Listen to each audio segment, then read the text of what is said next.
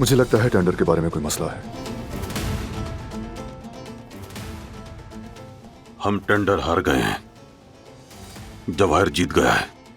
कैसे हो सकता है ये? जाहिर है उन्हें हमारी पेशकश के बारे में मालूम था। ये एक बंद टेंडर है, उन्हें हमारी पेशकश का मालूम होना मुमकिन नहीं है। जाहिर है हम में से किसी ने जवाहिर को मालूमात लीक की हैं। हमारे दरमियान एक गद्दार मौजूद है। हमने उनके बीच जो जासूस रखा था वो हमारे बहुत काम आया। आप उस आदमी पर कितना भरोसा करते हैं बॉस? जिसका इंतजार था वो शख्स भी आ गया।